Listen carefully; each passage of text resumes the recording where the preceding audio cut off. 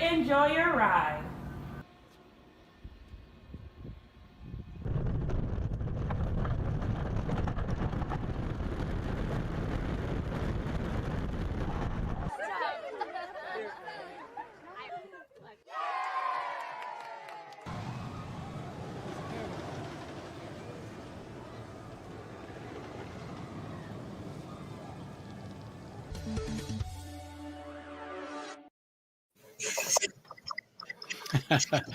Hello, and welcome to episode 5 of Some Great Adventures, the podcast where old buddies who met and worked for a significant amount of time at Six Flags Great Adventure in Jackson, New Jersey, chat about our time at the park.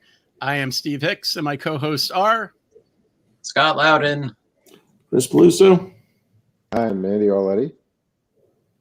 All right, gentlemen. Our podcast continues to be made possible by our friends at the Shared Universe Podcast Studio. Look them up on Facebook or the direct website. If you have any interest in podcasting, they can guide you through the entire process like they did knuckleheads like us. They're simply fantastic to work with. We're also live on Facebook and had no idea until after last month's episode ended that we could see comments over on the thing live. So, again, thank you, Ming. Otherwise, we still wouldn't know. Yeah, it's hysterical. So we felt kind of silly, but it was kind of cool as we wrapped the last episode. All of a sudden, see all the comments there. We're like, oh, duh. Also, for anyone listening to this as a taped recording on either Sketcher or iTunes, the opening montage doesn't have any dialogue really, except one chick saying all clear. But it's basically a cool little 2-minute video from about 2 years ago of the park that is getting prepped behind the scenes right in time for spring break opening. So it starts with snow being covered everywhere and them kind of cleaning up the whole park. Gentlemen, that leads us into something that we all shared a very common experience with during our time in the park. And that's that I look upon it very fondly. We all did work crew.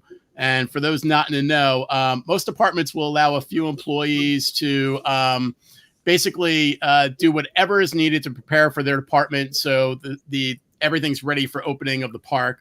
Preseason work crew for GA could pretty much start as early as February. Postseason winter prep would go almost right up until before Christmas. Not full crews, though. It would be a massive amount of crew for preseason because there's a lot more work that needed to be done for park opening.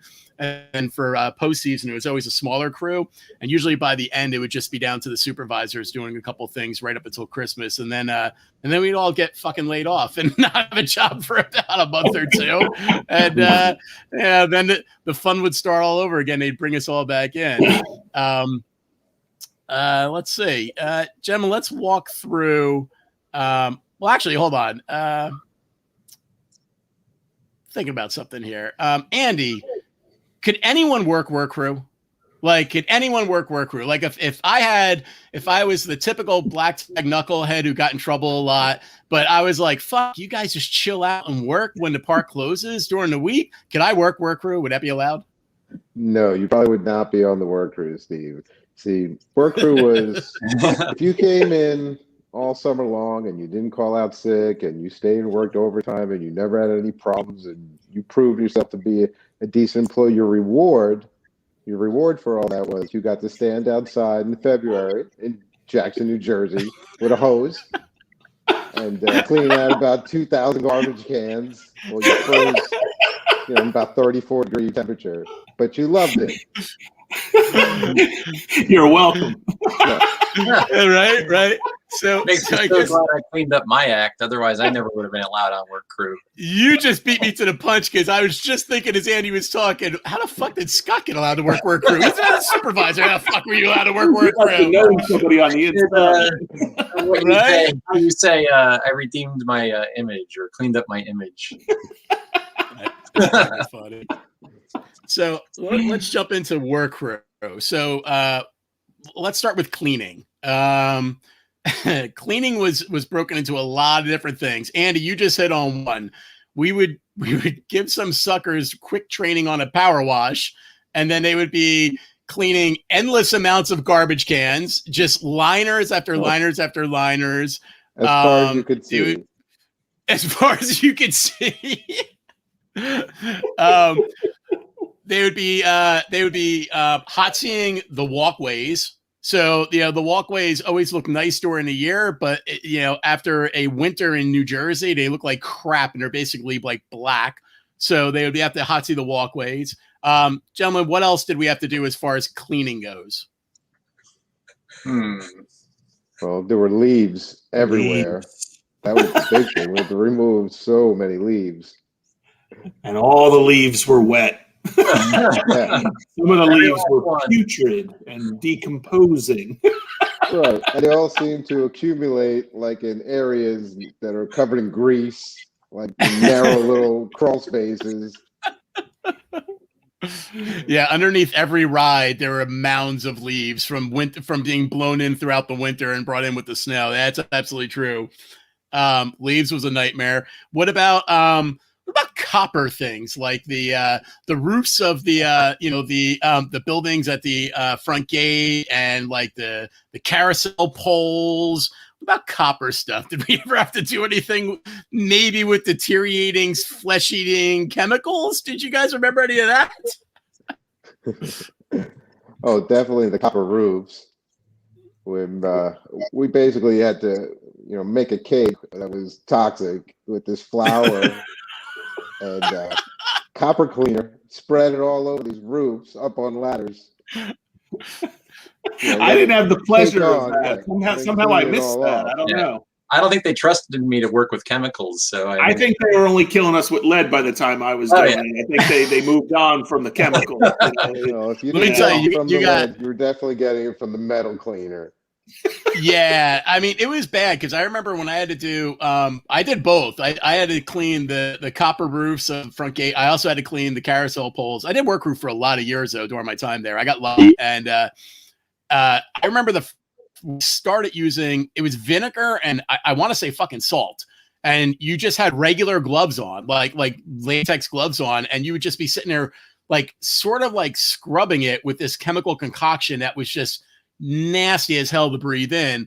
And then I think the last year that I actually had to do that, and I wasn't a supervisor, not like one of the grunts anymore on work crew, they switched us to Brasso, and Brasso just sucked, man. That stuff was just, if it got into your gloves, you felt like it was just going to eat your skin off your bones, man. It was pretty crappy. So yeah, that definitely sucked. Well, that's where all the excess lead comes in. It gives your skin a nice coating of protection. That's true. Well, it wasn't gum. Gum was like a 2-stage process. Like first it had to be scraped. That disgusting black stain on the concrete had to be scraped, but then it left a stain. And then that stain would have to get the hot seat power wash over it in order to remove the stain. I mean, everyone knows how big a theme park is. And the power wash hot seat, I would say, was about what? Maybe 2 inches, 3 inches of a spray. Yeah. You had to get real close. And the entire park got done. It was a lot. It was a real lot. And there was a lot of gum. Hold on. So you nailed on the thing, though. So it wasn't just gum on the walkways, though. There was gum on the fucking ride. So anyone from our generation will remember Log Flume's legendary gum wall. That was something that started in the beginning of the year, and it sucked if you worked a Log Flume because you were told to go out there and try to keep the gum off of it. But there were so many people throughout the day just throwing gum on there. It was impossible to keep it clean. It was just absolutely impossible. And that was freeze spray and a metal scraper and just regular old gloves. And you would just be sitting out there freezing it, cracking it, scraping it. Wow. And then somebody actually, actually the world we live in now, that whole gum wall was probably covered in hepatitis. You can't go anywhere without gloves and mask on. Well, do you guys remember when they knew the gum wall, like cleaning it wasn't enough, so then they made the fucking gum targets, hoping that people would only put it in the one spot? Like, it's a target. You only want to put it there. That did not work. You got a shout out on the gum wall on the comments there. But I'm just surprised that hearing this, like, I didn't know anybody that worked at the park that actually used that freezing chip-off spray for gum. Like, used it for pretty much everything else. You'd spray it on your shirt. You'd spray it on a bug that you saw. You'd spray it, like, to see if you could freeze water in a cup. But I don't remember seeing anybody ever use that stuff to try to get rid of gum. That's kind of funny because that's the only thing I ever knew that stuff was for, was cleaning gum off the log flume. I had no idea. I did use it for. I did see some, some shenanigans with it occasionally, but yeah, mainly gum. There's another clean thing I'm pretty sure all of us got stuck doing, and that's fucking waxing those goddamn rides pre-opening. Oh, yes. Yeah. All of them. The coasters especially.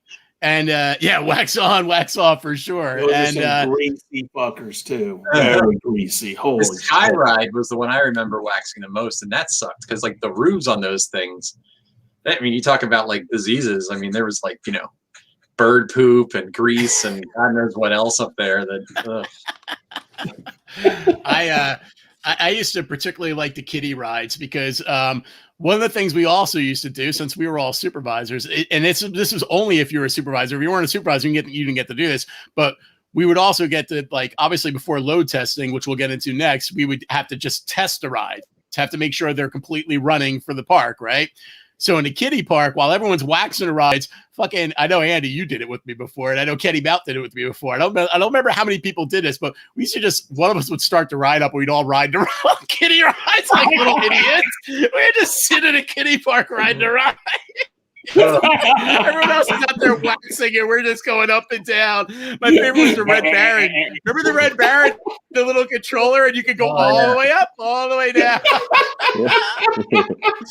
Stupid shit. That was so fun, though, man. Well, I think that leads us right into somebody brought it up. Let's talk about our favorite thing of work crew, load testing. Load testing had a lot of variables.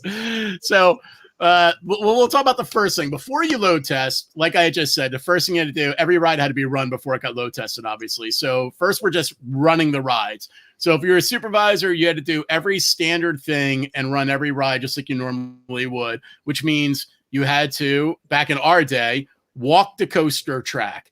You guys ever get to walk the coaster track? Not me. Many times. Oh, yeah. Yeah, when we get to worst day. All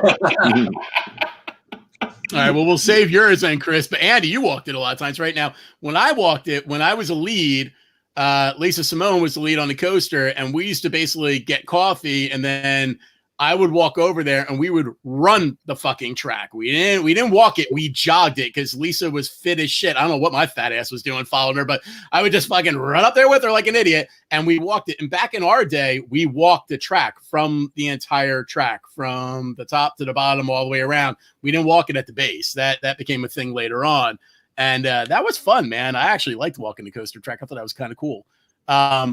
Annie, I think you were experiencing this. What was it like having to walk the log flume the first time of the season before you actually fired it up for the first time? What was that like? Yeah, that was pretty scary, actually. You'd climb up the lift and you'd be walking on these boards, like, I don't know, at least 10 feet long between the supports, and they'd be bouncing and swaying, and they'd all be marked, like which ones needed to be replaced, which ones were still okay, maybe. They'd say, the okay, X-boards. The right. X-boards. And you're trying to walk around on this thing, like Indiana Jones, trying not to step on the wrong thing and crash and fall through, 70 feet below. Yeah, that was great. So for people that never had to walk between the stations at the top of the log flume, there's a walkway pretty much along the entire log flume, the entire top of the log flume. Once the boats go up that top lift, wherever you're seeing, the boats going through, there is a wooden walkway that we can evacuate people or walk it ourselves, hidden on the side. And it was just, like Andy said, 10-foot long lengths of wood. So normally when you walk on those things, they had a lot of give. They shook, man. It felt like a little bit of a trampoline. And in the beginning of the year, like, because of the winter, all those boards would be bad. So we would have to walk it, but they didn't yet replace the boards, but they did mark them out. So we'd have to walk it, and there'd be like one good board instead of 4 that you would be able to walk on. And you're like towing on that board, which is also bending. So you're wondering if they just didn't exit and maybe it was going to fall through. Who knows, So that was freaking crazy. Walking the slides was pretty crazy too. Slides was fun. Was fun, man. Because you're in a tunnel for a long time. You don't want to be claustrophobic going in there, like you're just closed. I mean, I was young and spry. I was like 21 and my back was hurting by the time I walked in. Yeah, because you're crouched the whole time, man. And you get down and you're like, what do you mean I have to walk 3 more? That's Go find me a red tag to do this. The Asian Tower slides, and if you're a 160 soup, you were supposed to walk those things every morning, each one, go up and down each one. Yeah, I was smart though. I don't know if you ever pulled this scam, but basically I would make sure that I would walk over there right when the lead got there, and the lead always had to come in a little early, and I would just watch the lead do it. I was like, what's the purpose of me walking it and then the lead has to walk it? Like, what the hell? There's no double set of eyes here. You're looking for the same shit. Well, occasionally, I'd be like, I'll walk one for you, okay? And let him or her do 3, and I'll do 1. I would do that. That I would do. Yeah. Once in a while, I'd be like, all right, I'll take one, you take one, I'll take one, you take one, because there were 4 of them. I would do that. That's true. But generally, I was like, this is stupid. Why the fuck do we have to walk them, and then they have to walk them? We're looking for the same shit. This double set of eyes doesn't apply here. Meanwhile, Steve walks 1, and then he goes and sits on his reading bench and makes the person finish up the other 3. Right. I was a supervisor. What do you want? All right. Blue tag had its perks. All right. So now once we've done walking the rides, we've tested the rides are all good. Now we have this guy, Jack. Andy, you knew Jack better than probably all of us, so I'll let you talk about Jack. Who was Jack and what did Jack do? Jack would come out from the state to inspect the rides and oversee all the load tests. So he was basically the one that gave us approval to put people on these rides or not. He was a good guy. He would come out, same guy every year. So he knew the park, he knew everybody real well. So he'd come out, Billy would grab him, they'd get coffee and basically chauffeur him around the park. When we worked in the background, moving tons and tons of lead from ride to ride. So that's a perfect segue. So what Jack got brought in to do was basically we had to do what was called load testing. Every ride had to have enough weight put into each sheet to simulate a human being. I could be getting this right. I could get this wrong. But I believe when we first started, we had basically fire hoses, okay, that were cut up into, I want to say they were 3 feet or 4 feet long. They were sealed at the end with just like bolts. So that was always fun because you'd end up scraping your hands and your arms against the bolts and cutting yourself up. And they were filled with lead shot. And I didn't even know this until you told us this, Andy, but where did the lead shot come from? Because you actually had to go pick up lead shot. So that was new. I didn't know that. Lead shot up. We would get it from the boardwalk. We would go down and pick up the lead shot that they collected from the games where they would shoot out the stars with the BB guns. So we would go down there, collect it there, bring it back, and then put it into the lead shot bags. Was that Maury, man? That would have been great if that were. I got to go see Maury. Yeah, no, we didn't bump into Maury on those trips. I'm surprised I didn't recycle the lead shot and just reuse it, but I guess, I don't know. Oh, probably would jam the guns, but we definitely used it. We used that shit as much as we could. So lead shot started out as fire hose tubes, and then they slowly started buying bags because the tubes were kind of a nightmare, especially for certain rides. So they got bags, which, if I was right, I believe the tubes were 75 pounds and the bags were 50 pounds because the bags were definitely smaller and lighter and they had handles on them. That's right? 75 and 50? Does that make sense? Yeah, I used to hear 80 sometimes for the tubes. You get a nice stiff tube, you sometimes get a limp tube. You know what I mean? Well, there was definitely no accurate science because we certainly weren't weighing them that I remember at least. But I know what we were aiming for was basically an average person we were assuming was 150 pounds. So if you were using tubes, you only had to put 2 in. If you're using bags, you had to put 3 in. Exactly. The bags had handles, though. So the bags, you could literally carry 2 at a time. They were pretty easy. They were a little bit lighter. The tubes were just long, heavy, and sucked. There's not much more I can say about the tubes. They just absolutely sucked. Yeah. And some tubes were longer than others. For sure. I'll let you guys talk about this. Where did we fill the lead shot, and where do we store the lead shot, and talk about that place? Fond memories, the tack room, baby. Why was it called? Why was it called the tack room, Scott? I didn't remember this, but I remember you saying. Well, I know this because when I was there for the first time, I was like, what the hell did they call this the tack room for? And Steve was like, dumbass, they call it the tack room because that's where they used to keep the tack for the horses. I was like, okay, well, I guess that makes sense. And I go in there, and there's actually like horse saddles and like bridles and everything. And I was like, oh, I guess it really was a tack room. But yeah. I feel like every answer would start off with dumbass. Pretty much, yeah. You know, until like my spirit was broken and I stopped asking any questions. every answer, dumbass, followed by the answer. Like that old Bill Cosby skit. But back then, my name is Jesus Christ. Oh, Neil, nice. Neil just popped up and he said Elephant Barn. Yeah, the Elephant Barn definitely had some lead shot in it too. At my time, it was only basically the tack room, though. I didn't expand out to the Elephant Barn until it was, I think, after my time. But what else was stored in the tack room? There was a valuable item that I can't find mine anymore, but I know I took it. Andy, I know you have yours. What else was stored in that tack room, which was hysterical because anyone had access to it could take them? Yeah, because that's also, aside from piles of lead shot, we stored confidential documents. That was a great place to store everything. So everybody's control cards, which is basically your HR file. If you want to get at these important documents, you got to go through the lead. Yeah. They're trying to keep them from Superman or something. I don't know. Right. You was spend half the time there where you're supposed to be working, digging through boxes and boxes of these control cards. And you find it is funny things though. like warnings, warned by security about reckless driving on property. You'd find things like that. That became the first thing, though. If you were a supervisor, as soon as you got introduced to the tack room or a smart work crew employee and we weren't looking, the first thing you did was look for your control cards and just take those motherfuckers. Like, I don't want that history there. So. Oh, that's great. You know, I just realized a really good benefit of the tubes of the fire hose that I never even thought of. We didn't have to make them, right? Did you guys ever have to make them or anything? We had to that fill way, them. Well, we never had to cut them, but we had to fill them.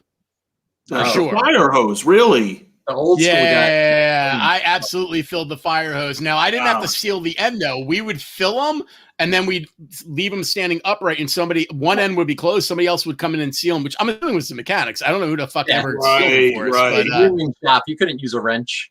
Oh, well, they suck. So then I guess they have no benefit. Pick up a wrench. I thought maybe they were a little safer for us if we didn't have to actually fill them, but no. Well, hold on. So I filled the tubes and I filled the bags. You guys all had to fill the bags too, at least, right? There's no way you guys got out of filling the bags. Bags, No, you had to fill bags. You go into the shed, and your supervisor would say to you, "If you want to wear a mask, they're over there." And they'd be fucking lead dust. And I don't even know how many people have worn the masks. I don't know, but they were covered in lead regardless. So I don't think there could be any germs on them. It was just lead dust everywhere. And it was so you either put on that mask, you didn't put on that mask. I don't think it really mattered. And you sat in there for hours on a little chair, filled in lead shot bags over and over again. It was an absolutely disgusting, very life-threatening thing that we all had to do. I don't know what it's funny. Taking off our lives. At the time, it seemed all right. It did. It did. I never saw anything of it. It was warmer. I will say this. It was warmer in there. That is true. And you were always doing it before load test. So it was like the very first work crew jobs because you had to have those bags ready when you start load testing. So it was fucking freezing out when we were doing, pre-opening work crew. And that was, for whatever reason, that room was warm. I don't think it had heat. It was just warmer naturally because we were all in there, I think. Yeah, I think that was it. Well, because of all the lead coating everything, they probably stored lead. You know what's funny? So, Chris, you're right. We never forced anyone to wear a mask, although I think in this day and age they probably do. We never did though back in my time. Lead anymore. They're like, what the hell's lead shot? Right. But I will say this. After the first day I filled lead shot, I went home and I blew black shit out of my nose for about 2 hours nonstop. And I wore that mask every time I ever filled that shot again. I was like, this is deeper in my system. I knew from day one, like, this ain't good for us. Like, this is not good, I don't know man. what the statute of limitations are, but we may all get calls after this. We might be contacted by legal after this, and I wouldn't blame them.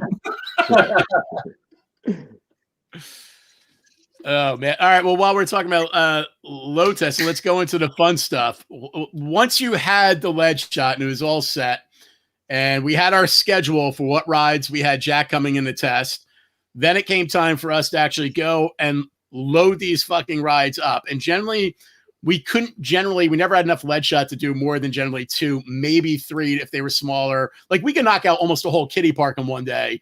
But the big rides, the coasters, we generally would only do 1 to 2 a day. So, and 2 would suck because 2 meant that we had to load it up before Jack got there. Billy would walk Jack over. Jack would sign off on it. And then that means Billy had to take Jack somewhere to go get more coffee while we had to fucking unload and load up the second one, whichever it was, and get it done as quick as possible because they didn't want to waste Jack's time. So all of a sudden it went from being leisurely to everyone's on your ass and you're carrying this lead shot and you got to get everything done. All in shot. Yeah. I remember times when we had, we were on a schedule, so lunch had to wait so that we could load up this damn ride so that Jack like 3 o'clock, you're like, screw it, I don't need lunch now. It is funny though. Think about this. In all of work crew, one of the perks of work crew was that you actually got to chill out and usually have like an hour lunch to bullshit and have fun, talk to everybody, just really relax, right? Except load test days. If you were a load test day, you almost were guaranteed not to even fucking get a lunch. You were told, bring your fucking lunch in a brown bag if you even want to eat lunch, because otherwise it ain't happening. Like, if it was a 2 day. Yeah, it was brutal. What do you guys remember being in your opinion, the worst rides to load test? Big wheel ride. Yeah, big wheel was rough. Big wheel was brutal. I just remember, I can't even remember, what was it, 8 tubes and 2 garbage can liners filled. You had to fill them with a fire hose. I just remember Kevin B being out there with the fire hose and me trying to hold the liners in place. And we're all carrying tubes. For some reason, it was always tubes, I guess, because they needed so much weight. We would usually do tubes on it. It would take a whole day to load that. Yeah, so if I remember right, Big Wheel and Cables were the 2 rides that we used plastic garbage can liners that we filled with water to the top to load test. Because Cables, we did it definitely too. So I remember loading it with the fire hose on the Dream Street side. Yeah, and we used both. If I remember right, I think we tried to do them on the same day almost, because that way we could have the fire hose ready because we could load Big Wheel and somebody could be loading Cables at the same time. And I think that's what we were trying to do. The only time we ever got fucked is when we actually didn't have enough freaking garbage can liners. So some sucker was out the hot seat pad setting us up to do that. And then we had to do that. Now, the worst part about it, Chris, why was it so bad? I mean, what was so bad about filling garbage cans with water? What was so bad about that? Well, one, you're doing it on what you hope to be a nice day. And a nice day sometimes in early March or late February is like 45, 50 degrees. So you're freezing your ass off, and again, too, it's not just the water. That was just part of it. It's also so many fire hoses being put in there. And I just realized something, too.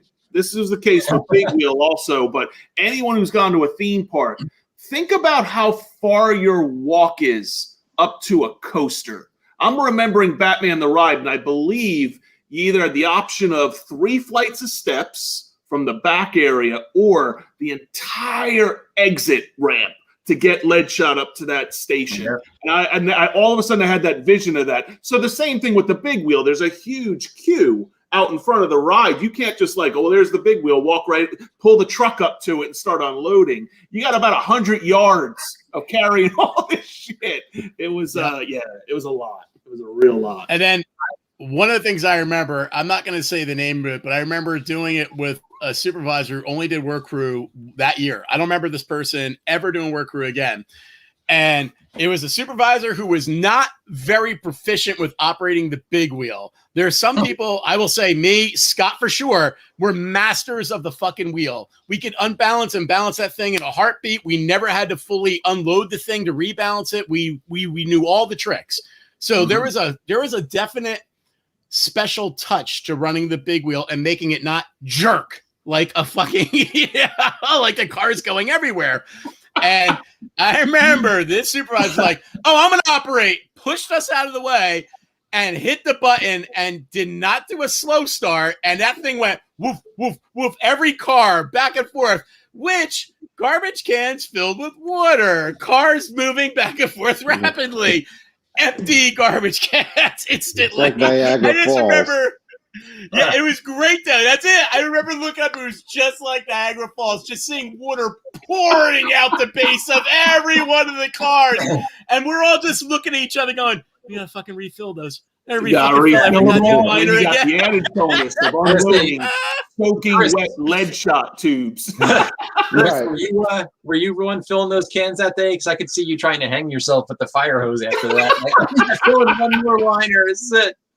I can't remember really. I always remember I did them a couple times, but I mainly remember Kevin running point on that a lot.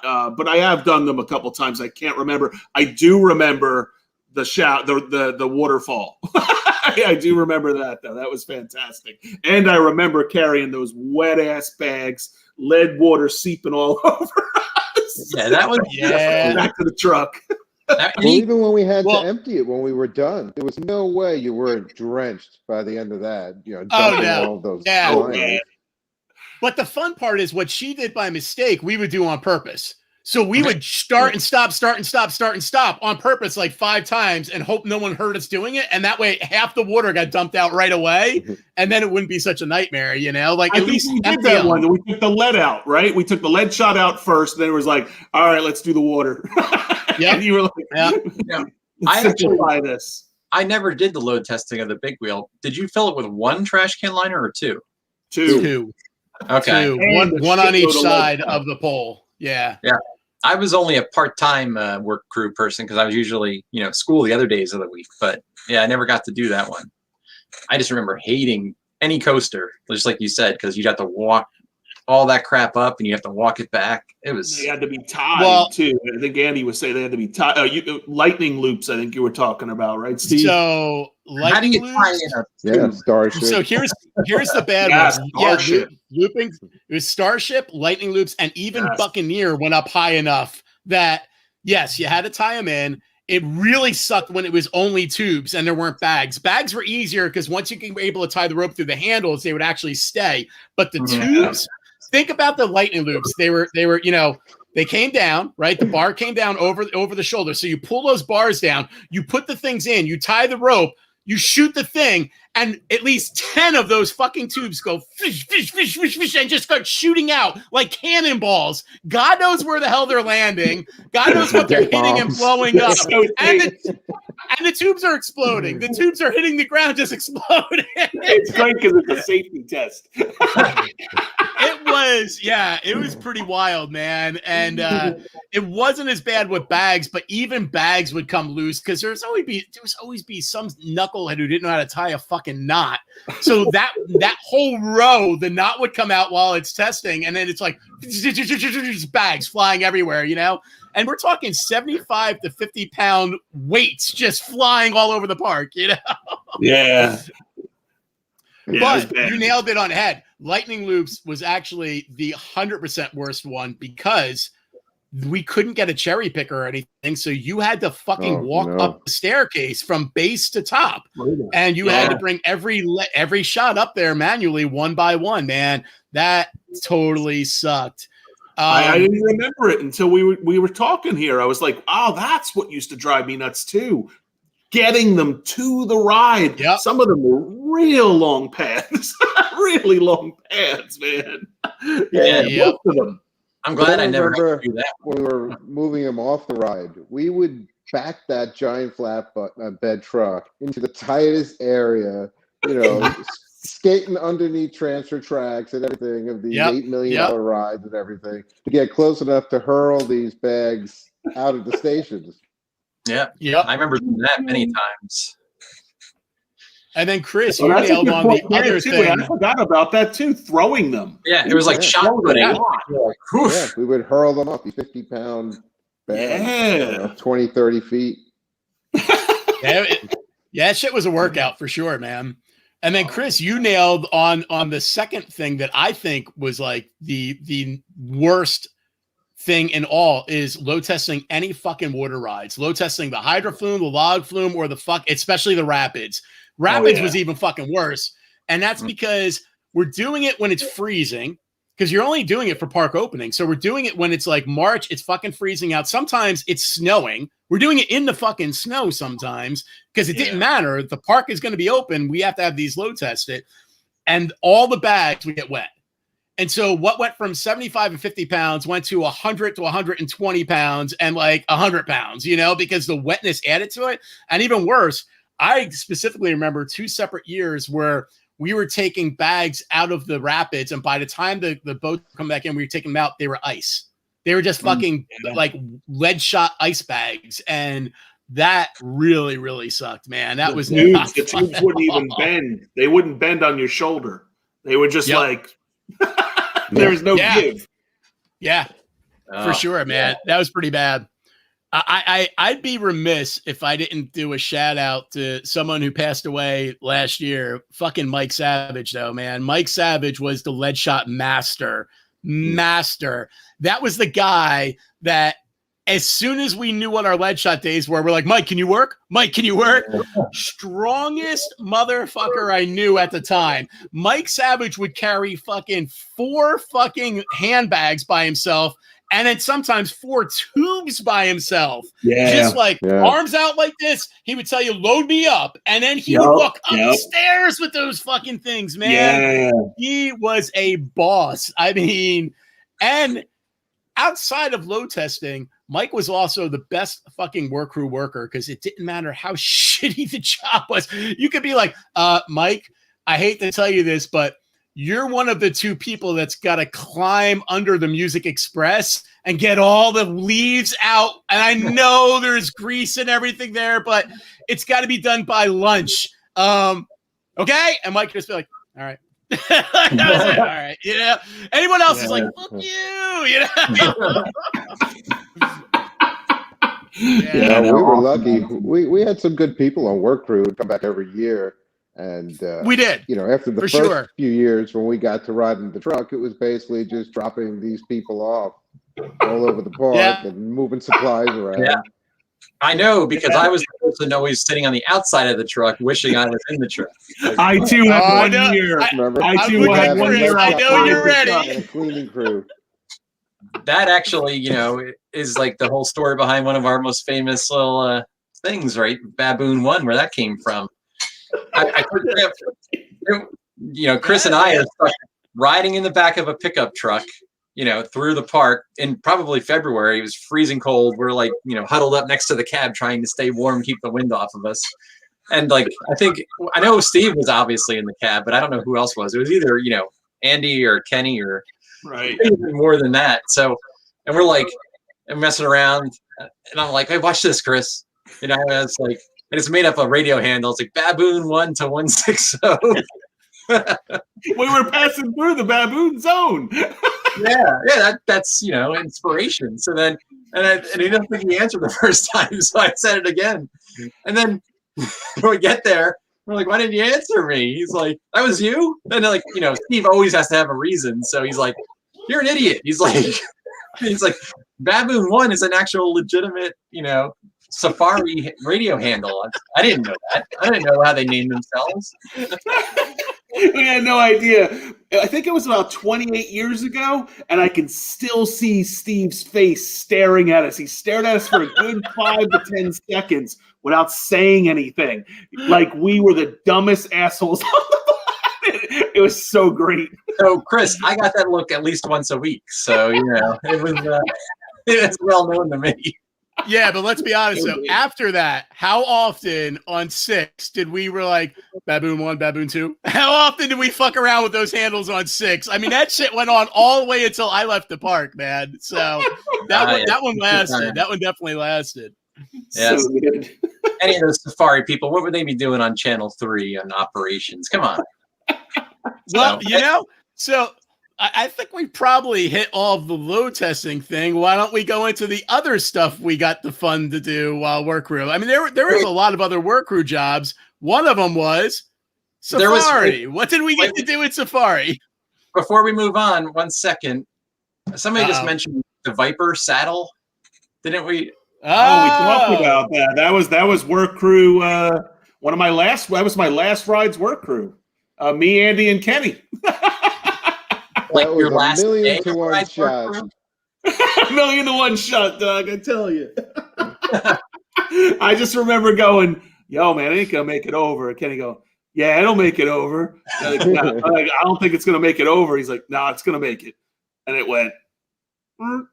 Andy, you were just laughing with me, man. Kenny started cursing. But I had seen a lot. I worked on the mine train primarily. I'd seen a lot of trains saddle, but this saddled at the top of the loop, which I'd never seen before. This was crazy. In the couldn't do it again corkscrew. in a million years. It was just the perfect dead center of the top of the corkscrew. You would have thought it would settle back and then keep on going. Nope, just stayed right on up there. You would think if like a butterfly landed on it, it would have gone one way or the other. But no, it was perfect. It just stopped there and sat there. We waited for what felt like an hour, but it was really like a minute. Nothing happened before we decided, hey, we better call somebody. And then they evacuated the whole half of the park. Yeah, and this was like the day before opening. It was hours at that point. It was around 5 o'clock, I think. Yeah, it wasn't dark yet. It was starting to get dark. It was around 5:30. I remember. Yeah, we were just almost had to run done. the rides for a few hours just to make sure everything was running okay. It wasn't. No, it was not. And then that dude scaled it, man, like it was nothing. That was super scary. I mean, like he basically free climbed a roller coaster with the train that could have gone either way. Like I said, if a butterfly landed on it, could have rolled right at him. Yeah, and, man. I don't remember his name, but I remember he was one of the mechanics there, scaled that thing like a monkey, ran up there, tapped it, and it went over. Yeah. So crazy. He might have done that crazy, dangerous thing, but I bet he had work gloves on. That was a As long as you had your gloves on. you get in front of a speeding train, you better have your work gloves on. And you clip on. So I'm gonna hit on two things that were in the comments. So Shannon Marie said, "I hate operating the big wheel, especially in the rain." I fucking loved operating the big wheel in the rain. I mean, I was a blue tag my whole time when I got to operate the big wheel. I was never a black tag or a red tag on big wheel. I came from the West area, but as a blue tag, it was great because you would have an inexperienced operator fuck it up, starts unbalancing because they know how to handle it in the rain. And then next thing you know, by the way, we're going to have some visitors because my dog just busted into the room. So they're going to be behind me. Nice. And I told you they were going to break the door down, and they did. That's what happens when you have a 100-pound dog and a tiny lock. So whatchamacallit, I used to love it in the rain, though, man, because I was like a master at the damn thing. So that was kind of fun for me. Although I will say, once it got too wet, I mean, if you didn't know to shut the damn thing down and start evacuating right away, that was it. You were screwed. Like, you were absolutely going to unbalance the wheel and not be able to rebalance. So, that is not true. You can rebalance even without the supervisor override key. I won't share the secret here live, but anybody who wants to know. We can, but the average operator could not. Okay. Well, I mean, most people probably don't know how to run the wheel backwards without a key. So, if anybody's still at the park and want to know the secret, private message me. I'll be sure to share that. And then the other one is Tabby said she hated when loop saddled. I actually remember, and I'm positive you were there, Andy. Do you remember once when it was so fucking cold, we were load testing loops, and I think it was purely because of the cold. It saddled, and Jack just kind of stood there staring. Was like, "Come back after lunch." But yeah, remember he was like, "Come back after lunch." Where they took him, I'm sure they fed him somewhere. But yeah, they took him out somewhere, and he got him like a burger. He came back. Got the crane out there, winched it up. Next time went no problem. Probably by the afternoon, it had gotten a little warmer. That was the joke. He knew it though, because he said it. He was like, "Come back after lunch," and knew what, and we all knew what it meant. Like, probably shouldn't have done this in the morning, you know? I probably should have let it warm up a little, you know?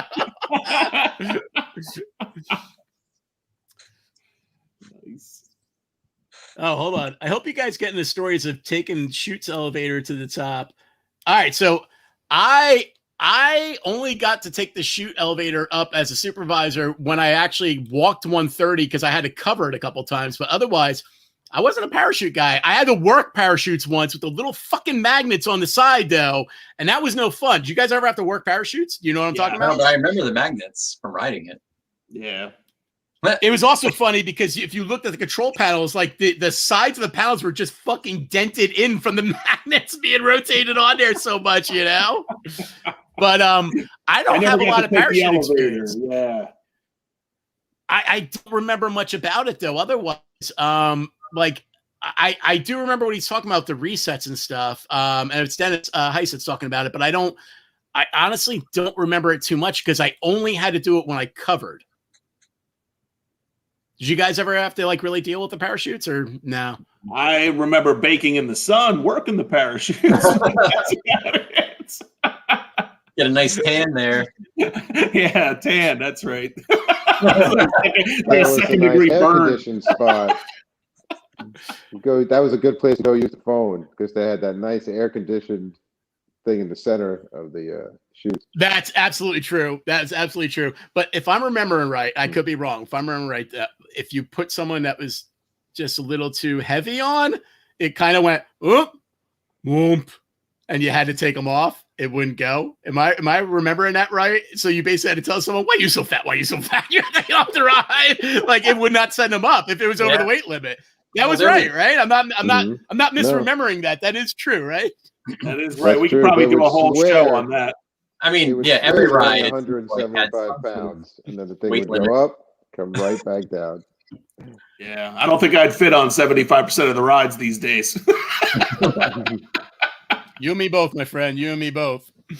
All right, so let's talk about some of the other things we did during work crew. So let's jump into Safari, one of the funnest things I ever remember during work crew. Definitely not a lot of people got to do this because I don't think a lot of people got trusted to do this, but also I just don't think Safari needed help a lot. But I think all of you guys, we all got to go feed the animals in Safari, right? During work crew. We all did it, right? The buffalo.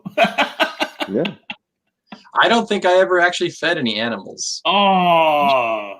You never got to do the Safari feed? Well, no. But remember, I wasn't there all the time. I was only there like maybe a couple days a week. So, but I do remember the white tigers by the tack room. Like that was like the closest I ever came to Safari, and that was pretty damn close. That was close enough for me.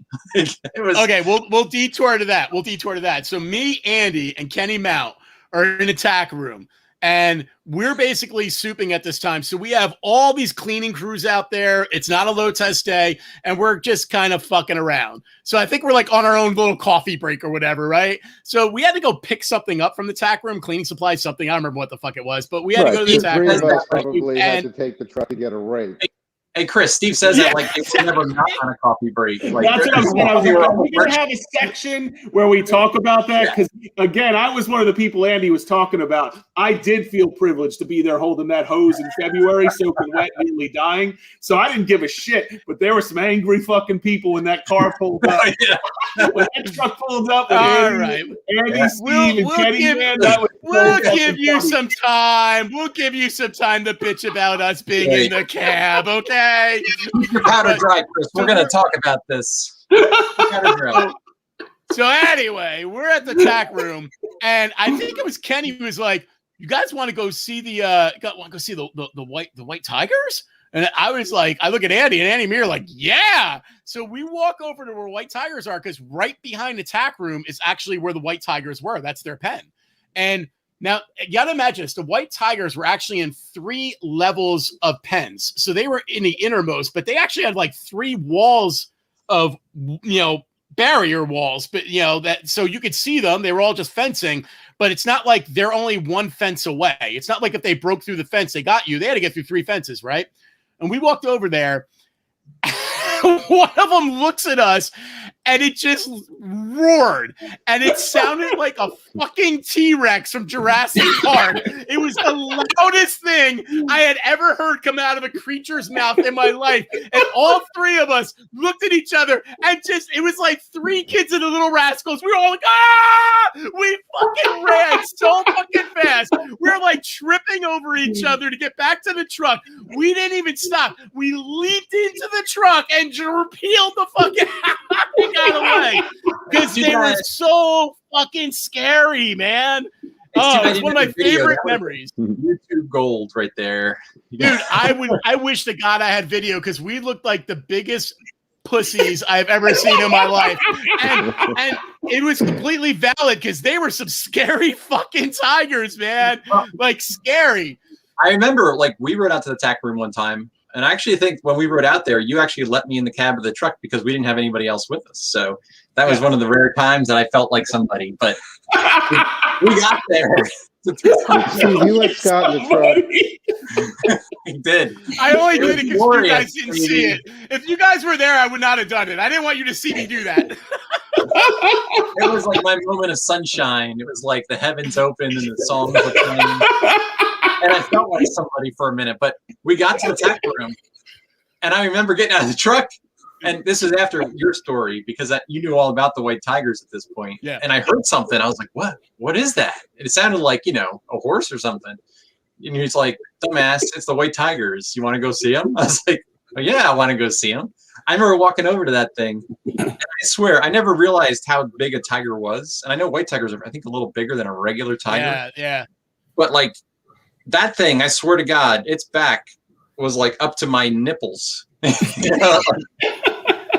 looking at a tiger from far away, you think it's like a size of like a large dog or something.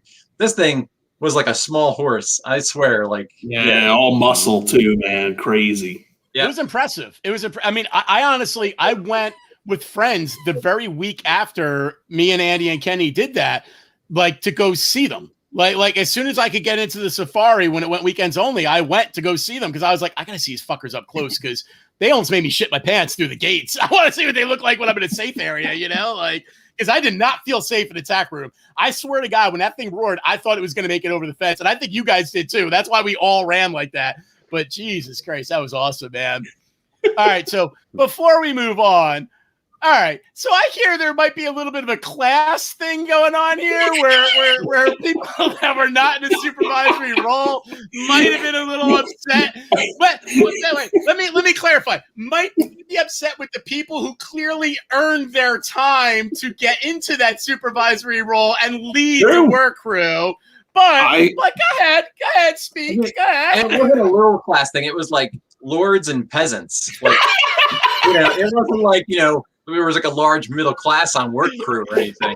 You either owned the castle or you were, cleaning the sewers of the castle. That was basically how it was. And there was only room for a couple of people at the top. So Kenny and Andy were the best. Because Kenny and Andy, when they had the truck, they would pull up with the sunglasses on so you couldn't even see their eyes.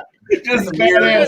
And I mean, a lot of times, depending on how bad and disgusting the job was, you'd break the day up occasionally into before lunch and after lunch. And there would be times that I remember as a grunt where you'd get dropped off in the early morning to do one of those shitty, like, Music Express type of situations. And then at lunchtime, they'd be back. Yep. You get a bunch of garbage bags and a rake and maybe a push broom. Like, we'll see you in a few hours. You work lunch. Yep. We see what? One of the worst crews ones like that all over the park. We just drop people off, move supplies all around.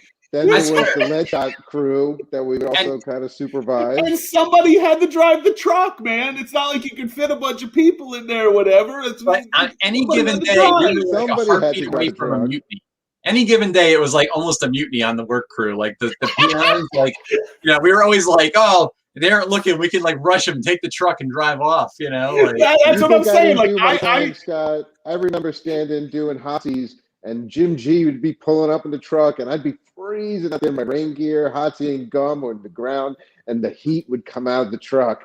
And I would just want him to I'm like, please, just stay here and talk to me for a little bit, Jim. I just want the heat to come out of the truck for a few minutes. The door would open and you would feel it walk past you. Yeah, I just had So good. But that was I it. just And had the a truck flash. would take off. You were back to freezing. The worst But just- work you guys ever made me do, I just realized, was you made me clean the ball crawl in Bugs Bunny Land. That was Oh the yeah! Oh. Go ahead, explain how you clean the ball crawl. This is a good Oh, one. man. It was early March, and that ball crawl still smelled like piss. Oh, that's bad. And they hand us cans of like this foaming Lysol spray. I don't remember what that spray was. It wasn't Lysol, but it was like foaming. And a roll of those non-absorbent paper towel things. So you're not like actually cleaning anything. You're just wiping it around.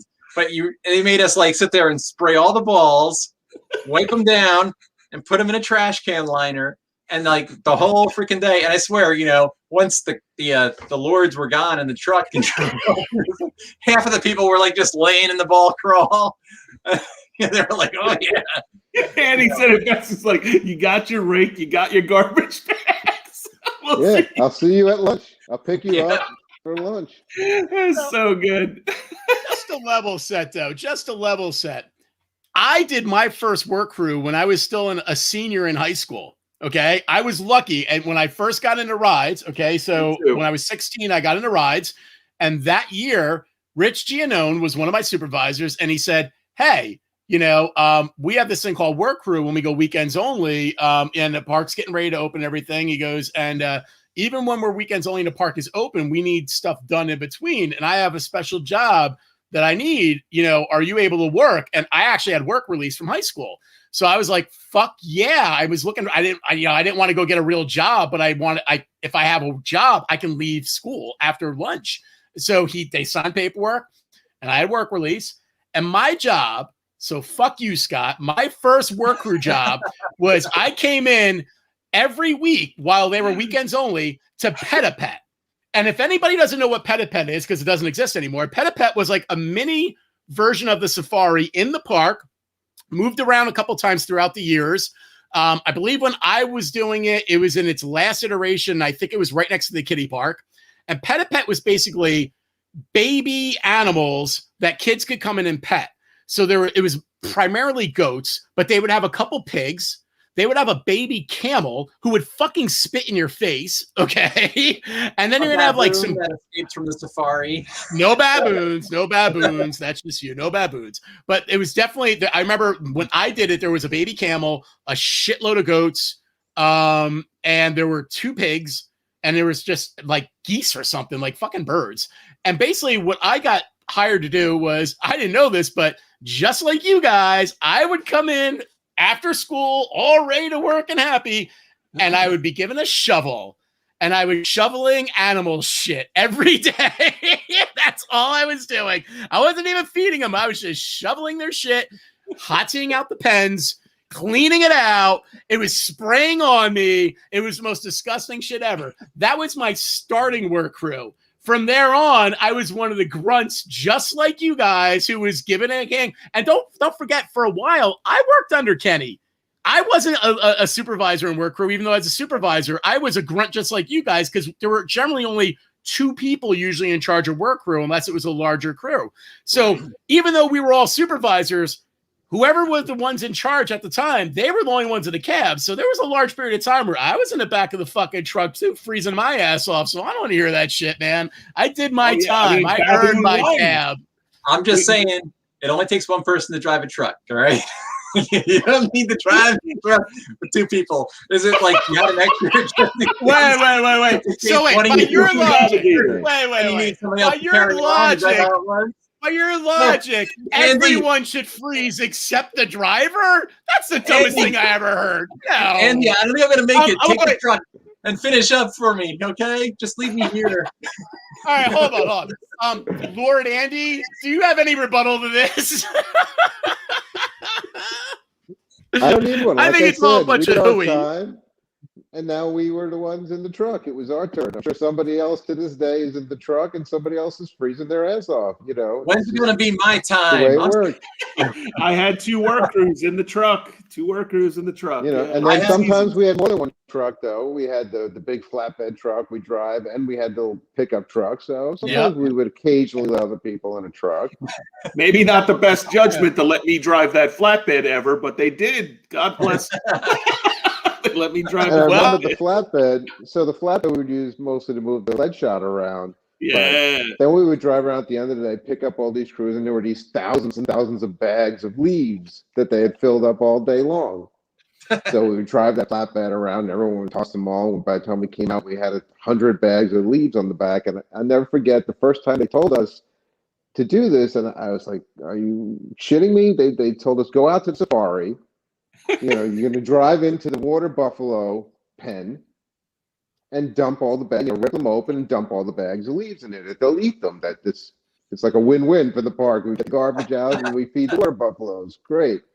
That's why we had to make sure there was no garbage in there and everything, and we're supposed to feed the water buffaloes. So I was pretty hesitant the first time we did that, but that became a regular thing where we would have to drive and dump these bags of leaves in to feed the water buffaloes. Oh, yeah. And Kenny took me out there.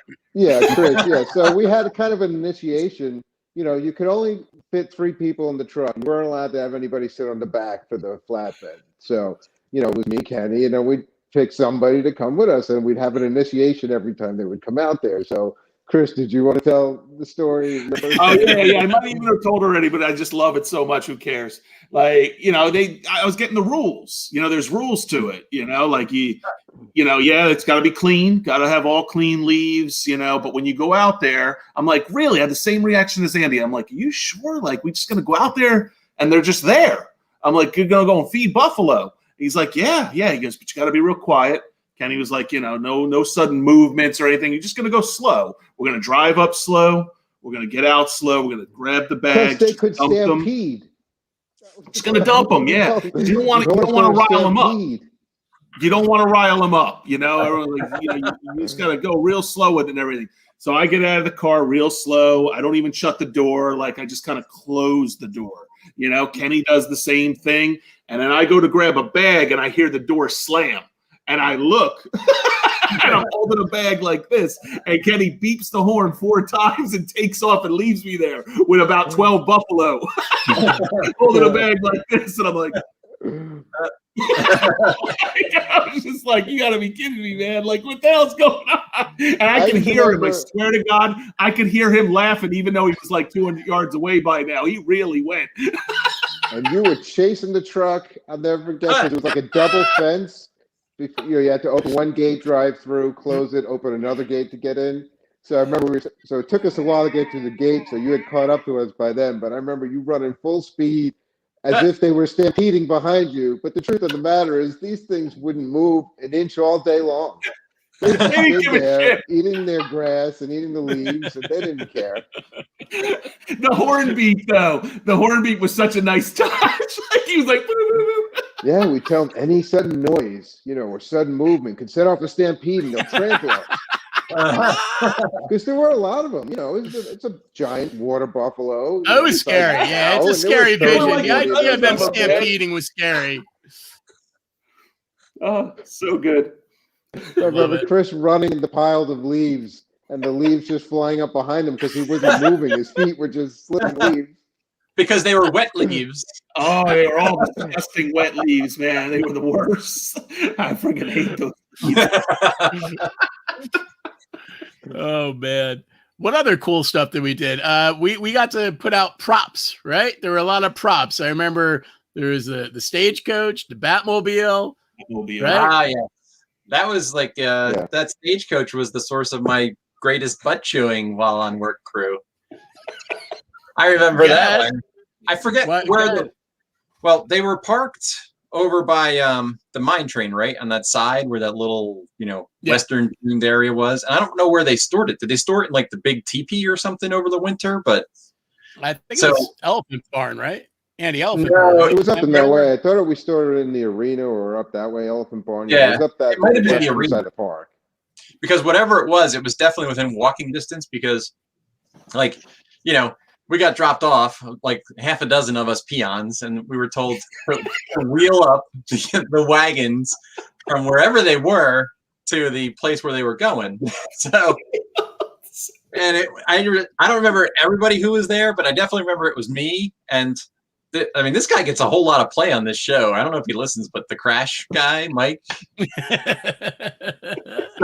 and I remember I was like, well, we can make a game out of this and move these stagecoaches there really quick. And I was like, let's have a race. And I just remember, I was steering the stagecoach while like 3 people were pushing it. And we got this thing going like a good 5 to 8 miles an hour flying through the park.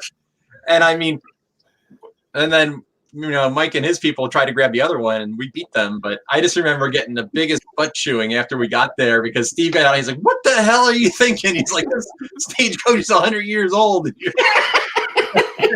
Break the land speed record with it. I thought it was a great idea, but apparently it wasn't. That thing had sat in the boneyard for like 20 years from the old original Western shows and circuses. It's clearly barely holding itself together. Very true. What about We the would just tie a Batmobile? rope to it some years and just pull it around. That's what I remember. That's exactly what I remember. I was just pulling it with a rope. I absolutely remember that. Yeah. Oh, what about the Batmobile? Oh, the Batmobile was great. It was great. Like I believe Kenny was in charge of work. It was the same year. Might even have been the same week of the saddle of Viper because we were coming close to the end and the pressure was on. We had to get a lot of shit done. Still a lot to do. But the Batmobile was there. So Andy and I, we climbed in the Batmobile. I mean, I love Batman. I'm going to climb in the Batmobile if we got a chance. So we're sitting in there and we're in there for a couple minutes and Kenny comes over and he's like, all right, come on, we got to move on. I'm like, close the hatch, Bat Boy.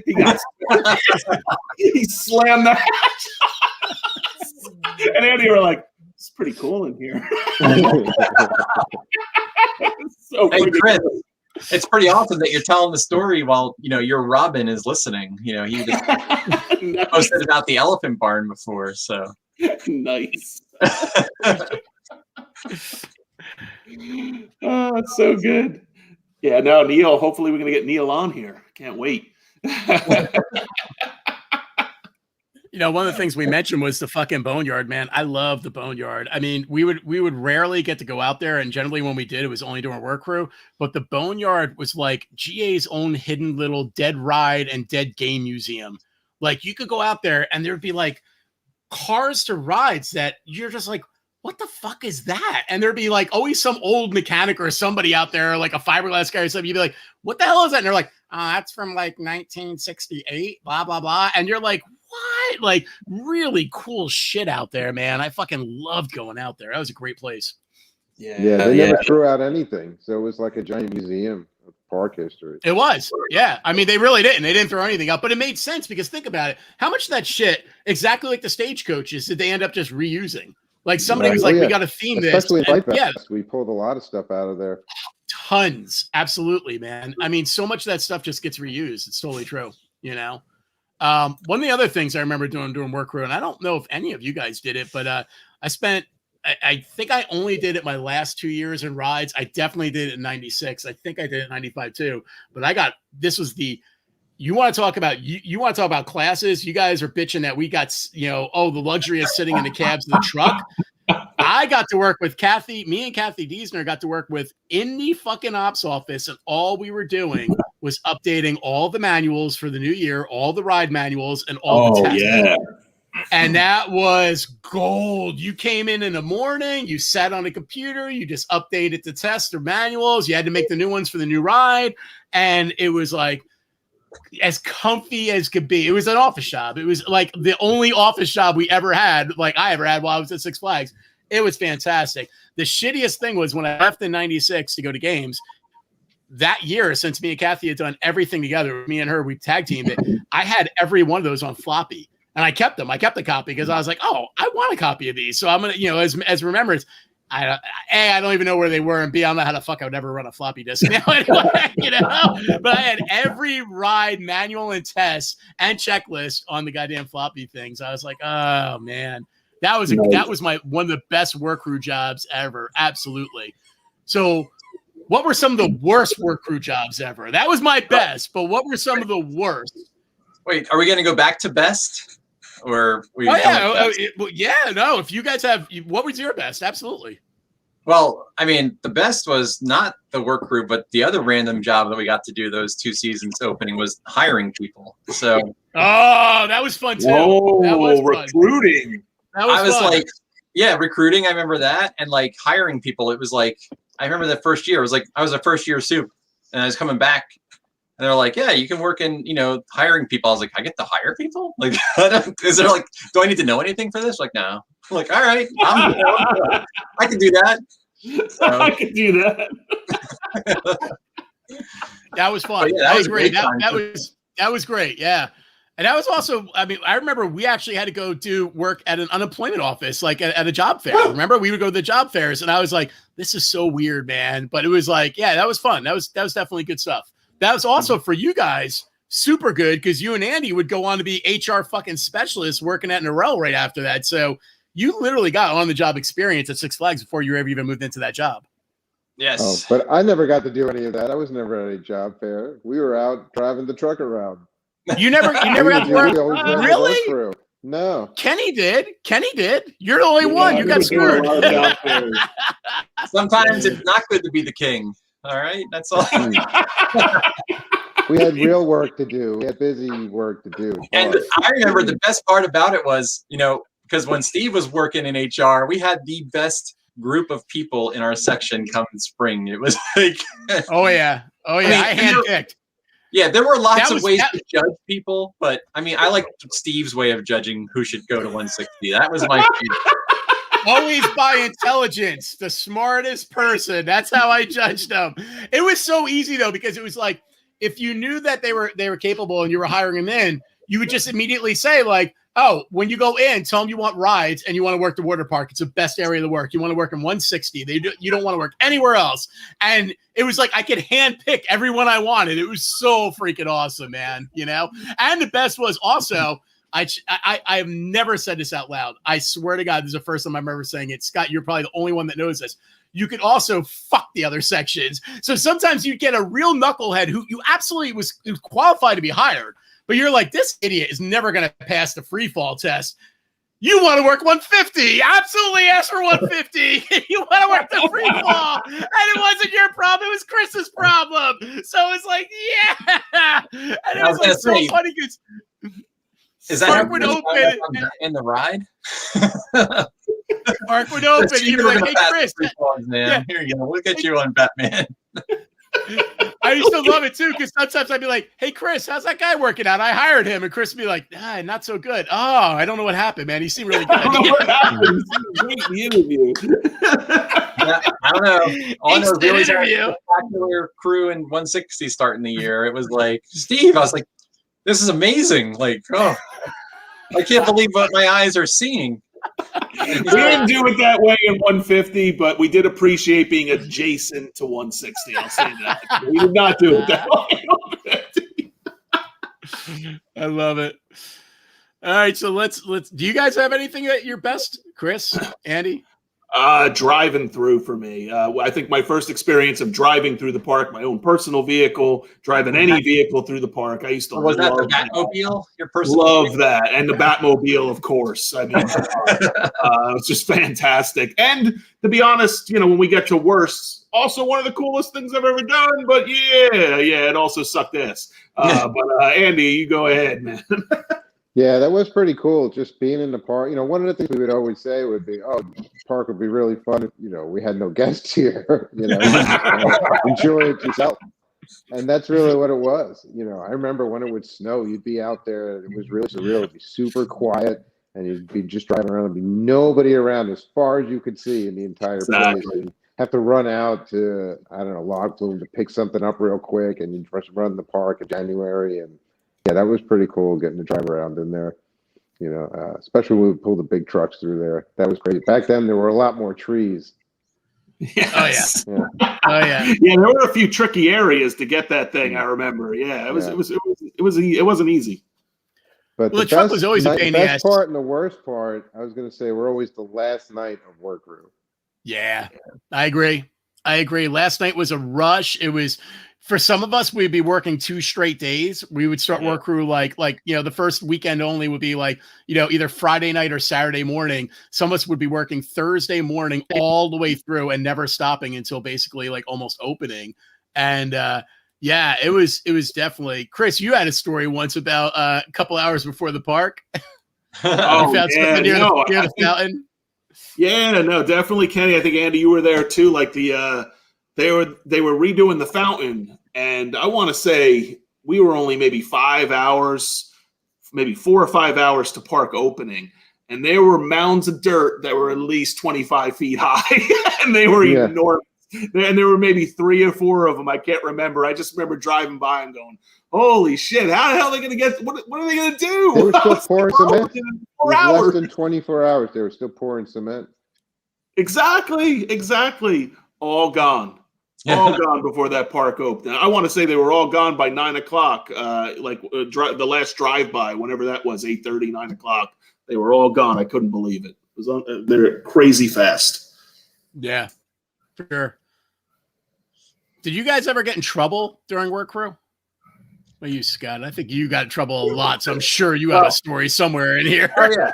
Well, there was the time, we already talked about the stagecoach incident. The stagecoaches. So my last year as a supervisor, this was after you had gone to games. So like, I mean, God knows why, but like me and Mike Crash guy were running work crew for the day. And clearly, like, I joke about it, but there was definitely, a level of confidence that you guys had that didn't exist with some of us. So I remember we had to go to pick up something from the security office, and we were driving the brand new truck. And this was like way back in the mid 90s when cruise control was like a cool new thing. So, and we're like, I never had a car with cruise control. He was driving. I went into security and picked up something, but I picked it up, the keys to something, I don't know, from a guy who I had chewed out when he was a ground supervisor years before that. Like I ripped him a new one when he like left me to clean like, this restaurant when I was on rides and like handed the grounds my first season. He remembered me.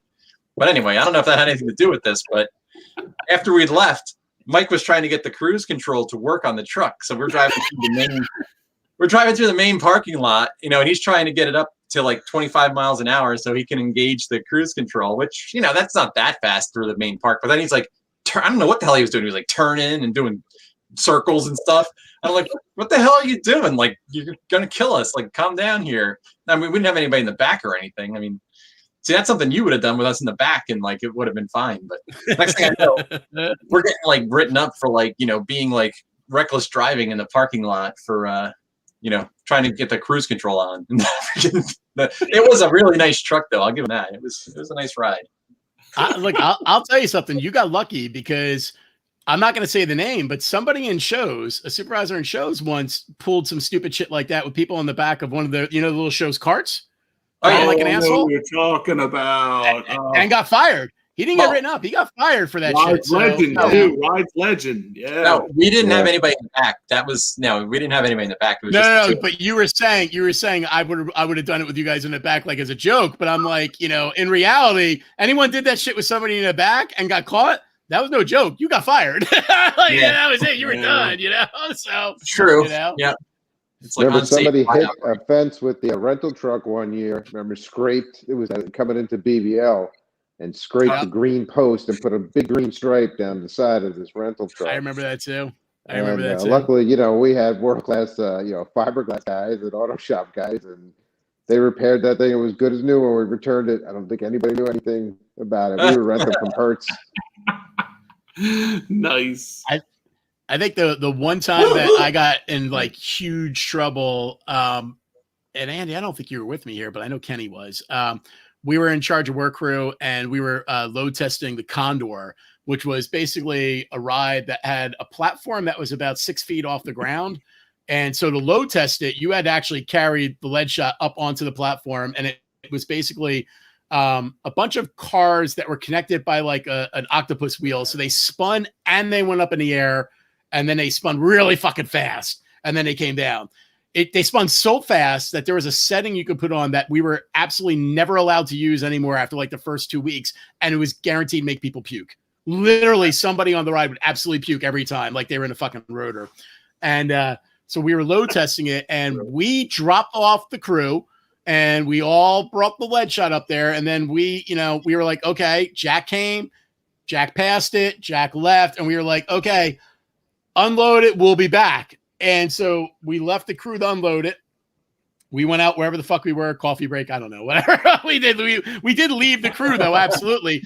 And we came back and we got fucked. We got fucked. We came back and the crew, instead of taking and putting it somewhere logical, they just started tossing all the lead shot over the railing, not paying attention. And it was an entire flower bed that had just been, it was right before opening. So the flowers had just been all put in, nice and neat, and they dropped the lead shot in that entire flower bed. They just loaded up, smashed every fucking flower, and we drive up, and there's Billy standing there, and Andy, what was his name in Lance? Was it Billy Hetman? Yeah, Billy Hetman. Landscaping. So it was Billy and Billy because Billy called him over. So we had two Billies fucking screaming at us. What the fuck? Blah, blah, blah, blah, blah. And we're just looking at the crew like you're all fucking dead. And I mean, like, it's one of those moments where if Scott was there, I'd be like, you'll never ride in a cab. Never ride in a cab, asshole, you know? But I would have been like, it seemed like a good idea at the time. Believe me, every one of them was looking down, although I'm sure they were all thinking the same thing because it was like 6 feet up and it would have been a lot of work to take it down manually. It made more sense to throw it over the railing. The fucked up thing is, if they had just thrown it 2 feet to the left or the fucking right, they wouldn't have been in the flower bed. You know what I mean? Like, it wouldn't have been a problem. It would have been fine. But two landscapings, like absolutely, landscaping was amazing because while they sat there and bitched and moaned and pretended like they weren't going to have anything done, the second we got the lead shot done, that shit was all redone in like an hour, like brand new flowers in the bed and everything. So they knew their shit, man. They were really good. But yeah, that was the only time I ever actually remember on all work crew getting in trouble. And it sucked. It was really stupid because we were all just stupid. Like, we shouldn't have left them and they shouldn't have done it. And we were all dumb. You know, what are you going to do? You know? We were all dumb. I mean, we were all stupid. What are you going to do? Right. Anybody ever get injured on work crew? I think Andy, you got injured on work crew once, right? Yeah. I caught my toe on work crew. How'd you and do that that? was like the worst thing. It was just like, we had the safety numbers we had to meet. And which is why it was so important you wore your gloves no matter what you were doing in a work crew. We made such a big deal about it. But even one injury was a big deal on work crew. And I'll never forget, it was working in February again. It was freezing cold out, and we were unloading boxes off the back of tugs on the compactor pad. And I remember I dropped one off the back of the tug, and it landed directly on my foot, which was so cold I never thought anything of it. I just thought it hurt a little bit, but it was fine. I came into the office, 8 hours later, and my toe was like smashed. So yeah, I had to go down to first aid for that one and get a few stitches. And I was a bit in trouble for that one. They stitched you up at first aid? No. They sent me. I had to go there. Then they sent me to with the Great Adventure ambulance.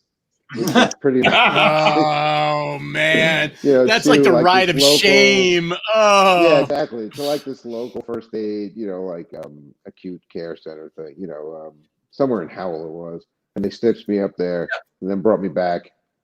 Yeah, because that's like the biggest thing. Like, I don't know why, but if you got hurt at the park, it wasn't on work crew, but it was when I was working on rides. You got hurt at the park, you had to go to the park's first aid, damn it. And if you didn't go to the park's first aid, but you went somewhere else, you were in trouble then. Because I remember I sprained my ankle working. Oh, yeah. Oh, no. You had to fill out a statement. Oh, yeah. I given 10,000 statements. Clean. I worked there. It was so dumb.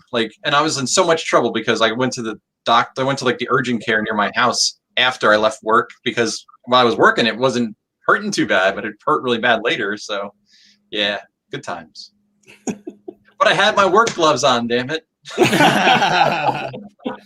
all the stuff we would do there, was bound to get injured sooner or later, but we made it through most things unscathed. That's true. That's because we were young. If we were like this age, we'd all be dead in like a week. Yeah, I'd be dead in 5 minutes. True. I think we got time for one more quick story. Andy, I'm going to let you have this one. Well, let's go back to what the worst work crew job you ever did was.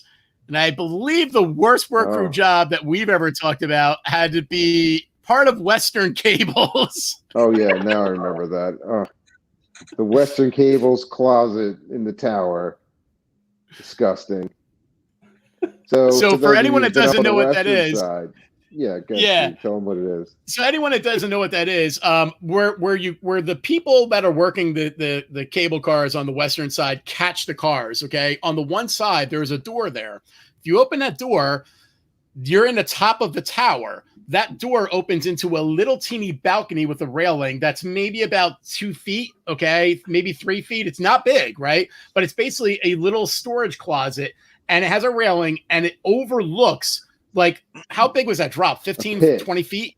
Yeah, well, it's a pit. It's a drop into... it was dark in there, and it seemed pretty deep.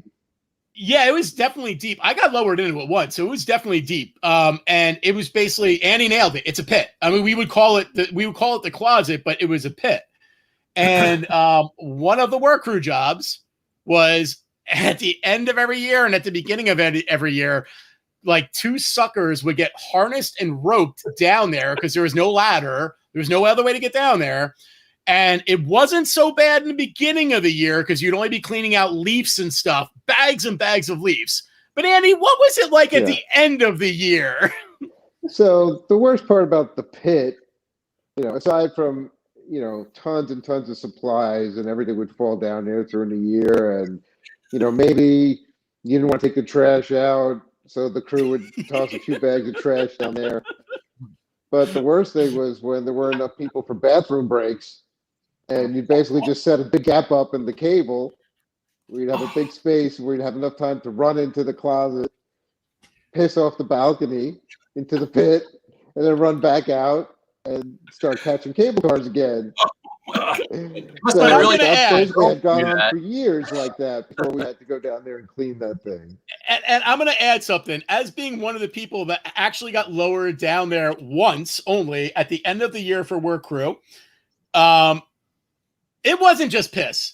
I absolutely know for a fact that somebody put their ass over that balcony and took a shit down there because there was human shit down there when we got lowered down, and I was freaked out. I was like, either there's a bear down here or there's a human that shit over the railing. I mean, it's one of the two. We didn't have that on the Dream Street side. We didn't have any of those problems on the Dream Street side. So that's what I'm saying. It's a whole lot of shit. Your main line's a toilet. Yeah, but you also have to remember it's not a problem because the only sucker that ever has to deal with that is work crew. If you worked on the western side, I'd pee down there too. I mean, I didn't, but I would. I mean, who cares? No one, you're not getting in trouble, and you can't it was Dream Street with a bathroom right behind you. There was nobody coming to send you to the bathroom, so it was either hit the east stop or run into the closet. Exactly, man. So, but definitely, you just step in the light curtain and take a leisurely stroll over to the restroom. It's how you did it. There are no cat box. I think the light curtain had a different name. I think it was named after a person, but I'm not going to go there right now. But I think it had a name. I think there was a name for the light curtain at that time. And that is true. There was no light curtain at that time. That's absolutely true. All right, gentlemen. I cannot believe it's already been an hour and a half, but our time is coming to an end. So I'm gonna wrap it up. But I will say we have one final comment and a thing, and that leads us into our next 2 episodes. John Mako put down 150 rules and 160 drools. Now, as a former 160 supervisor, I mean, I don't know if that's true, but I don't really give a shit either way because next episode, we're going to show why West is best and that whole side of the park sucks. So starting the next episode, you're damn right, 150 rules. I do love my 160, my 160 peeps though. 150, Mako. I was waiting for you to jump in on that, Chris. I was like, you got to defend, man. This is your people. This is your peeps, man. Our next 2 episodes starts our 2-episode, friendly war. Me and Annie will take the side of the next episode on why we believe West is best.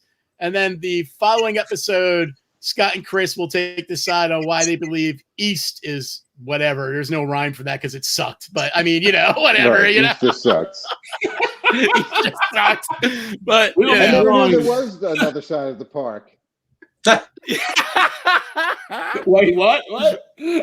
I never knew there was another side. We were sent to cable because I figured they were just coming back. I mean, You guys were too busy pissing on your rides. What the hell do you know? Right. Yeah, walk on your scary catwalks on log flume and take a deuce in the tower of your fort. And, love your West End. Do you think? Wait. Do you think I can't bring up stories of the same shit happening on Rapids and all over 160? What is your problem, dude? Shit happening over there. A lot of shit happened over there. We'll leave that word out there, okay? Hey, I'm not going there either. yeah. You can say what you want, Scott, but Chris knows. He was at the Batman ride watching it all happen, okay? He knows, all right?